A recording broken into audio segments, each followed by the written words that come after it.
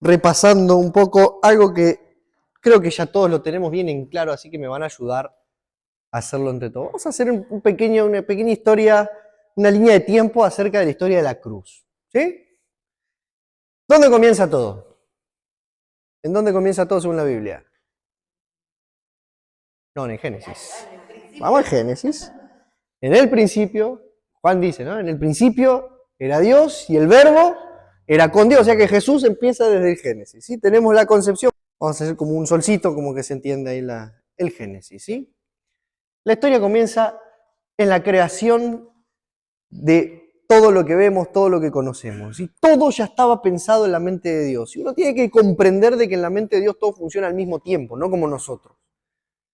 En este momento, para Dios está pasando el Génesis y el Apocalipsis a la misma vez. Es inexplicable para nuestra mente, pero así funciona la mente de Dios. Entonces, Dios todo lo pensó como un todo. No lo pensó, bueno, y ahora voy a hacer esto y lo otro. Ve como las películas que uno ve la 1 y después la 2 ya es malísima, la 3 parece que se va quedando sin presupuesto.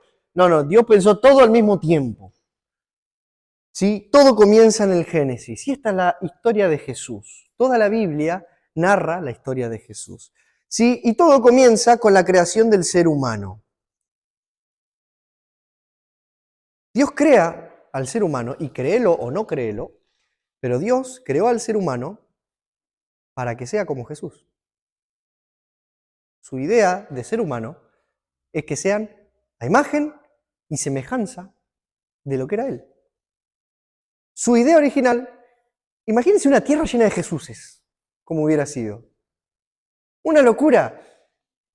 ¿Por qué crea al hombre? ¿Por qué crea Dios al hombre? ¿Cuál es la pregunta? ¿Por qué Dios tenía que crear al hombre? Y hay una sola respuesta. A ver si me sale esto. Bastante bien.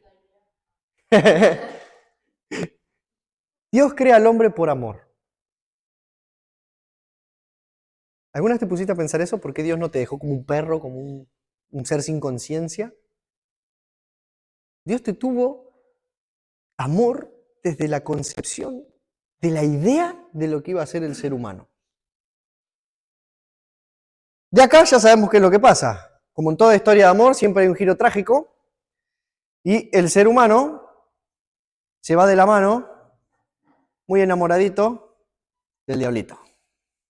Una pequeña traición dentro de esta hermosa historia de amor que tenemos entre el ser humano y Dios.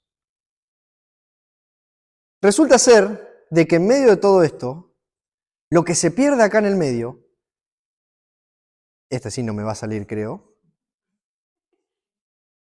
Toma pavo. El ADN.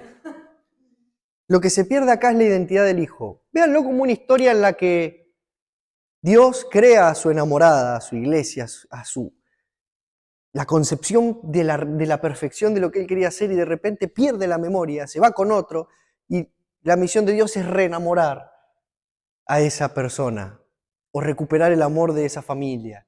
No porque él lo haya perdido, sino porque nosotros decidimos traicionarle. ¿Cómo lo hace? Mandando al Terminator 4000, llamado Jesús. Jesús, a través de la obra de redención de la cruz, nos devuelve este ADN que nosotros habíamos perdido. Nos permite conectarnos nuevamente a la fuente, rompiendo el velo y volviendo a instaurar un ADN en nosotros que, como dice la Biblia, nos permite ser llamados hijos de Dios. Algo que hasta ese momento era algo que ya se había perdido. Ese espíritu que Jesús deja en nosotros, que es la garantía de que nos permite ser llamados hijos de Dios, es lo que hoy nos permite a nosotros llamarnos criatura de Dios, creación de Dios. Sí, como sabemos, el diablo no crea nada, el diablo agarra y copia. Y hay gente que decide renunciar voluntariamente a su título de criatura para pasar a ser un Made in China. ¿Se entiende la comparación? Hay veces que esta historia no se termina nunca, porque este puede ser el inicio de tu día, Este sos vos. Este es Dios esperando a que comiences tu día en la punta de tu cama diciéndote, buen día, ¿cómo estás? Tengo grandes planes para vos hoy, ¿qué vamos a hacer? Y nosotros le decimos, no puedo, me voy a ver con el otro. Entonces, nuevamente necesitamos recurrir al sacrificio de Jesús. Por eso Dios no tiene tiempo y por eso el sacrificio es una vez y para siempre. Todo el tiempo estamos volviendo al sacrificio de la cruz que nos permite tener nuevamente ese ADN de Hijo de Dios y volver a empezar un día en misericordia de Dios. Esto se llama periodo de gracia. Y un día, esta gracia se va a terminar. Y ese día ya no va a haber un día nuevo para ser criatura de Dios. Y ahí se pudre todo. Y ahí es donde se complica la cosa. Ese es el día del juicio, el apocalipsis y todo lo demás. Hay que asegurarse de quedarse acá. ¿Sí? Bueno, este es un pequeño repaso de lo que significa ser cristiano. De la historia nuestra, de nuestra historia. ¿No? Una frase muy conocida en historia es: el que no conoce su historia está condenado a repetirla. Y a mí me hizo pensar mucho. El otro día veníamos hablando cuando íbamos en viaje con Jimmy y veníamos charlando un poco y surgieron frases así muy zarpadas al aire que hoy cobran sentido todas juntas, porque Dios hace esos rompecabezas. Y veníamos hablando acerca de lo liviano que muchas veces uno dice, como que Dios ama al pecador pero aborrece el pecado. O Dios te ama a pesar de que seas un pecador. ¿Escuchaste esa frase? Ahora, ¿es real esa frase? Sí, es real. ¿Dios te ama? Sí, Dios te ama. Dios, por amor, igual aunque vos lo traicionaras, envió a su Hijo para tener esta oportunidad. Aún cuando estábamos en enemistad con Dios, Dios envió a Jesús para morir por nosotros, dice la Biblia. ¿No?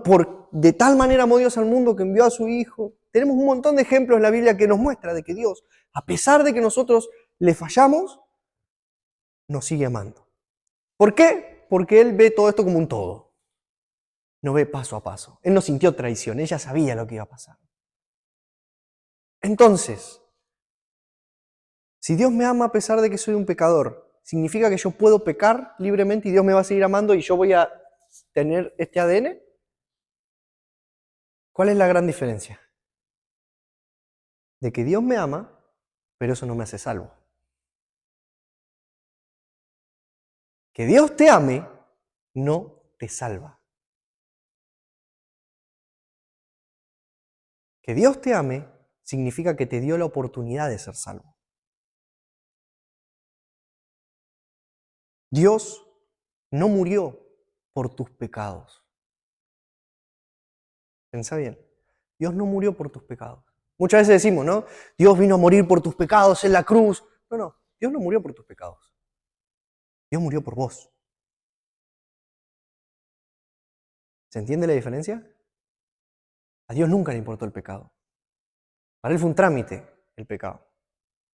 Doloroso, como cualquier fila de banco, pero un trámite. Entonces, el pecado no es una ecuación para ver si sos salvo o no sos salvo. Lo único que entra en ecuación es lo que te pasa a vos, con el amor que Él te da a vos. Juan nos dice, nosotros le amamos porque Él nos amó primero. Nosotros le amamos porque Él nos amó primero. Y nos quedamos con el porque Él nos amó primero, pero nos olvidamos el nosotros le amamos. ¿Qué dijo Jesús a sus seguidores? Si ustedes me aman, ¿qué dice? Obedecerán mis mandamientos. Ustedes, si de verdad me aman, me obedecen. Uno a veces piensa, y no sé quién, alguna vez si te preguntaste, ¿cómo sé si estoy creyendo en Dios o no? ¿Cómo sé si esta persona cree en Dios o no? ¿Cómo sé si soy salvo? Fácil, ¿obedeces los mandamientos de Dios? ¿Te interesa obedecerlo? ¿Te interesa no volver a esto? ¿Te interesa de verdad agradar el corazón de Dios? ¿De verdad te pesa cuando te equivocas? ¿De verdad hay en tu vida un deseo de hacer cosas que no te alejen de Dios? Eso es lo que te hace salvo. Ese es el fruto de salvación. Porque Dios te sigue amando. Y sí, Dios ama al que se droga, al que mata, al que roba, al que viola, al que... Sí, los ama, pero no los salva. Como te ama a vos y no te salva. Dios, como en la película de Todopoderoso, ¿no? Dice, si alguien le pide a Dios sabiduría, le va a dar, y así la sabiduría, le va a dar la oportunidad de ser sabio. ¿No? Bueno, esto es lo mismo. Si Dios te va a dar salvación, ¿te va a tirar así una salvación por la cabeza o te va a dar la oportunidad de ser salvo? Y ahí la cosa se complica más y nos gusta menos porque ahora depende de mí y de mi entrega hacia Él. Ya hay una responsabilidad de mi parte y ahí ya no me gusta.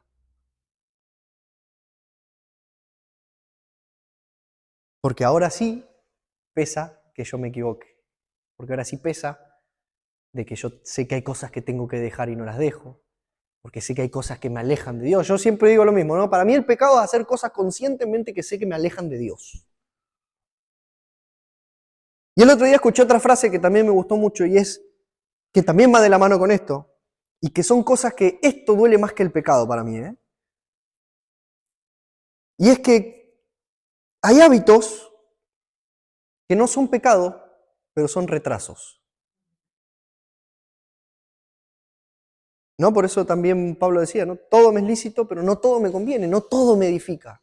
No está diciendo, todo me es lícito, pero hay cosas que me son pecado. Está diciendo, no me edifican. ¿Y qué nos quiere decir Pablo con esto? Si no me edifica, en algún momento me va a llevar a pecar.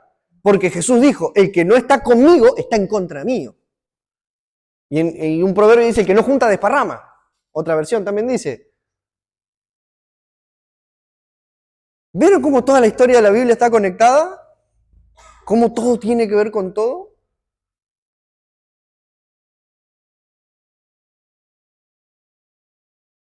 Hay hábitos en nuestra vida que nos generan retrasos. ¿Retrasos en qué? Retrasos en aceptar de verdad el amor de Dios para nosotros y hacerlo parte de tal manera que yo también le pueda amar a Él. Hay retrasos en nuestra vida que te están impidiendo que tomes la decisión de cortar con cosas que sabes que tenés que cortar, que quizás no las ves como pecado, pero sí están frenando lo que Dios necesita de vos, que es la entrega total de tu corazón. Jesús decía, si querés seguirme, toma tu cruz, vende todo lo que tenés y seguime, porque el Hijo del Hombre no tiene dónde posar la cabeza. En otras palabras, le está diciendo, mirá, no sé, quizás a vos te toque ser una persona que predica en un lugar cómodo, calentito, pero quizás te toca ser un tipo que está en el medio de la guerra, quizás te toque tener cosas, quizás te toque no tener nada, quizás te toque pasar hambre, quizás te toque... Y eso es lo que no nos gusta a nosotros. Porque Dios se te para delante tuyo y te pregunta, ¿vos estás dispuesto a pasar lo que sea necesario pasar por mí?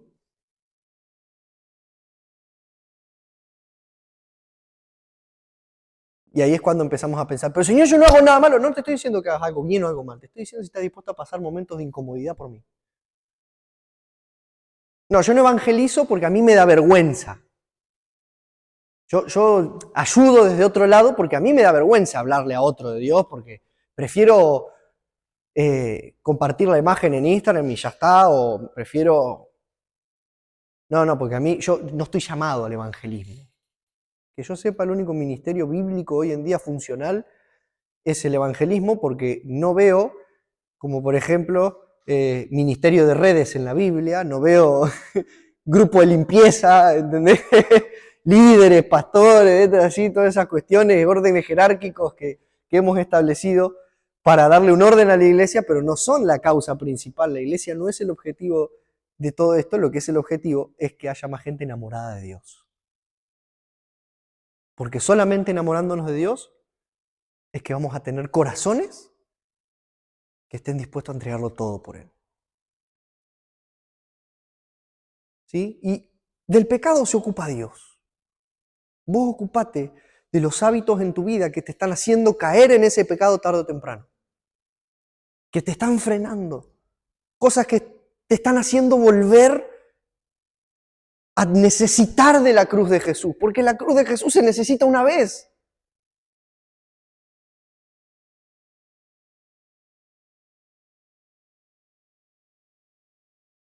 Hay cosas en nuestra vida que le tenemos que dar un cierre. Y que sí, obviamente son feas.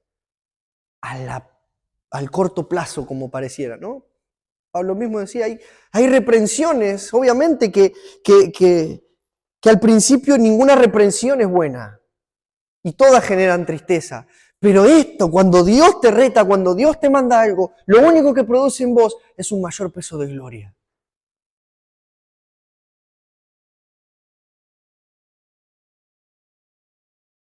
Si hay cosas hoy en tu vida que no estás entendiendo, que no estás sabiendo por qué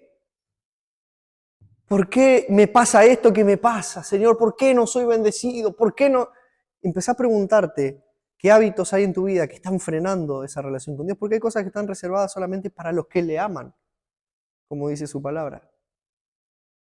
Y uno dice, bueno, pero yo hice las cosas bien. ¿En serio? ¿Sabés de verdad? ¿Estás dando el 100% de vos a Dios? ¿Estás confiando 100% en Dios?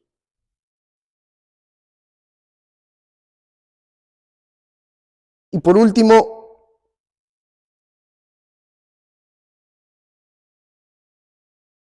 déjame decirte una cosa que leí, nada que ver, en un libro, no me acuerdo si fue un libro, una cosa así, que dice, quizás no puedas corregir los errores que cometiste. No se pueden cambiar los errores, pero sí puedes repetir los aciertos que tuviste. Está en la prédica de Caballero. Quizás no puedas corregir los errores que cometiste, pero sí podés volver a hacer lo que sí te salió bien. Y él decía, a mí me salió bien una cosa en mi vida, y fue aceptar a Cristo en mi corazón. Y todos los días volvé a esa decisión. Volvé a ese momento. Tomá esa decisión de vuelta. Y de ahí empezá a buscar qué otras buenas decisiones tomaste en tu vida. Empezar a servir al Señor. Decidió hoy de vuelta servir al Señor. Volvé a los aciertos en tu vida. Porque al pecado se le alimenta pensando en el pecado. Pero uno no se enamora mirando los errores y defectos y prestándole atención a las cosas que no están bien, sino poniendo los ojos en donde de verdad importa. Así que, con este pequeño repaso y teniendo esto en mente, de que no voy a ser salvo porque Dios me ame, sino que voy a ser salvo si yo me llego a enamorar de Dios. Y que para enamorarme de Dios necesito dejar ciertos hábitos que me están retrasando mi vida y que me llevan a producir un fruto de pecado.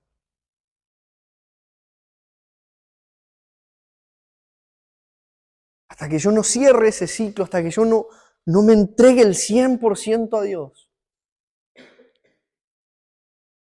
no va a pasar de que Dios pueda poner en tu vida ese gozo de la salvación, esa tranquilidad, esa paz, esas bendiciones que Jesús mismo dice, busquen primeramente el reino de Dios y su justicia y todo lo demás viene por añadidura. ¿Y sabes qué pasa? La añadidura de Dios no es la misma ni para vos, ni para vos, ni para vos, ni para vos. A Dios se le canta añadirnos según nuestras capacidades. La parábola de los talentos nos enseña eso.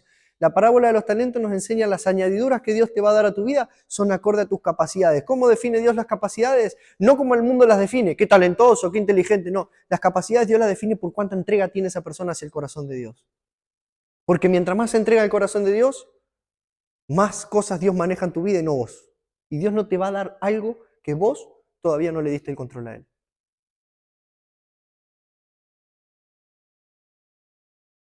¿Sí? Así que las preguntas para ahora serían, ¿qué hábitos hay en nuestra vida que somos conscientes que los tenemos? Porque no creo que nadie no se dé cuenta, no sé qué hago mal. ¿Viste? Te lo dice con un vaso de whisky, el pucho, el coso de fondo, no sé qué estoy haciendo mal en la vida. Vos te das cuenta. ¿Entendés? Claro. Pregúntenle, claro, ¿viste? A algún conocido bien cercano y le vas a saber explicar qué es lo que están haciendo mal. ¿Qué hábitos sos consciente y que te animes a compartir? Bueno, es mucho para escribir. ¿Quieren anotarlo ustedes? Tengo una letra horrible, no me van a entender igual. Me preguntan después, lo mando al grupo WhatsApp, todos tenemos el grupo WhatsApp. Las mando al grupo más fácil, sí.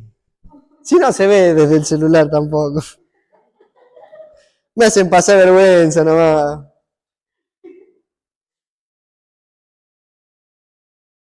Las mando ahí al grupo. ¿Qué hábitos sos consciente que te están retrasando?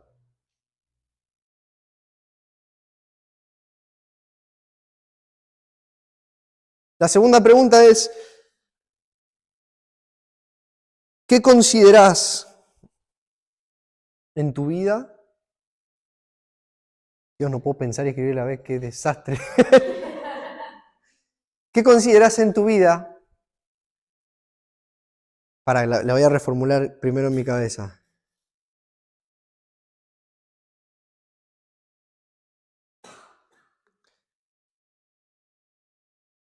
O más fácil, una anécdota, que creo que todos vamos a tener, una anécdota de un retraso en tu vida que se haya convertido en un pecado y que hayas tenido que terminar pidiéndole perdón a Dios. Y que vos sabías que si... Con una alcanza. Pero tiene que ser de una que vos sabías que iba a terminar así. Que vos sabías que escuchaste la voz del Espíritu Santo diciéndote, no te acerques al precipicio que te va a caer, no te acerques al precipicio que te va a caer. Y vos, voy a echar una miradita nomás rapidito y listo. Y te terminaste yendo de gente y vas a decir, yo sabía que iba a terminar así, yo quería que termine así. Y por último, ¿qué considerás que podés empezar a hacer a partir de este momento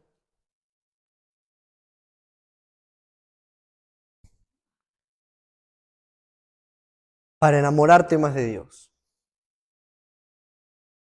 Pero no vale la típica de no orar y leer la Biblia más. Esa no vale. No, yo tengo que orar y leer más la Biblia. Esa tenemos que hacerlo todo. La Biblia dice, oren sin cesar, oren en todo momento, oren para no caer en tentación. Esa ya no se vale. Hábitos reales, porque no lo van a hacer. Ustedes dicen, yo tendría, pero no se hace eso después. Hábitos reales. Empecemos con, no sé, mirá, yo tengo 15 minutos, que en vez de estar esos 15 minutos paveando, los voy a empezar a ocupar en esto. Yo vengo a la iglesia hace 50 años y no sirvo, así que voy a empezar juntando los papelitos después de la... Bien, eso es un... ¿Entendés? Eso es un hábito, eso es algo con que empezar. Y los hábitos en el reino de Dios, por lo general, empiezan siendo incómodos.